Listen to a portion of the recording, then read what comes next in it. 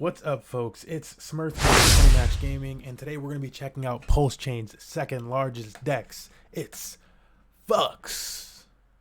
Man, actually, that's probably not the best title to say at the very beginning of your video because you're not really swearing. That's how it's spelled. That's how it's spelled. You're not doing anything wrong. Nothing wrong here. All right. Anyways, I mentioned that I was going to mention this token, and then actually we gave it away as a little tidbit at the end of our last video. And so where we talked about the top 3 high yielding dexes on PulseChain. This dex at the time wasn't one of the most high yielding dexes. It might be now. It might be in that top 3 now. It might be yielding over 100% for some of these pools. But at the time, the token was down around 0.0, it was like 1 cent around the time that we were talking about this thing. But it's been on a steady up climb. So if we look at the token today, let's refresh this. Oh, 0.15. 0.015. But yeah, I saw it around 1 cent and I was like, I'd like to get in on a penny stock. What about if this thing went all the way to 2 cent? What if it went to 3 cent? What if it went to 4 cent? So that's fun speculation, right? But you need more than just speculation on the token price because it's a penny to be bullish on it, right? So what else made me bullish about this token? All right, most of the days that I look at this thing, just the token itself, there's more buy volume than sell volume. That could be manipulated. True, it could. So you can't just rely on that. But in general, there's just more buying than selling. So that's good. When I look at the fully diluted valuation versus the market cap, it's the same. To me, I believe this is correct. I'm not the best with fully diluted valuations, but I believe this is a case where if it's the same, all the tokens are basically counted as in circulation then. So it's just more bullish for the project instead of there being more of an inflationary hedge for the project. So less inflation that I'm worried about with this type of project then is what we're trying to convey there. Do we even have up over here? It's okay, we'll go to it in a second. All right, now what else makes me bullish about this particular project that is now the second largest DEX on PulseChain and has this extremely bullish looking chart? Look at this chart, bro. Look at that chart. I don't know how many other charts you're gonna find on PulseChain that look like that, quite honestly. Let's go to this Pepe one. Is it gonna look like that? I really doubt it. It could. It doesn't though. It's that was this moment, and now we're trying to get back up there again. But hey, it's doing its thing a little bit. Anyways, the point was it's hard to find a chart that's really doing that. I mentioned this before in the DEX video that I made. We're covering Daytona, PulseX, and Pulse Rate, but I'm looking for projects on PulseChain that are tried, that have audits before the PulseChain team needs to get an audit. And so this is one of those projects that I'm a little bit more comfortable with because it has an audit. So it says it's forked from, or supposedly it's forked from Blanacer v2. And so what is Blanacer? What is Blanacer, class? Let me go over here real quick. Come on, go over here. Come on. Go to the, hang on, I pushed overview 3 times. It's okay, we're doing it live. All right. Blanacer is the number 14 protocol in all of DeFi. Wow, Smurf, I can't believe you had the confidence to know that was there. Anyways, 1.095 billion across 5 different chains for Blanacer.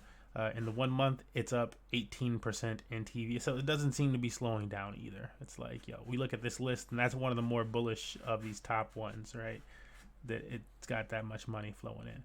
So it don't look bad for it. Let's go back to the name of this protocol, folks, and click on here. So I want you guys to see, this is why, other than Blanacer being tried and true, this is the last point, right, that I'm going to harp on about this. What makes this DEX different compared to other DEXs on PulseChain?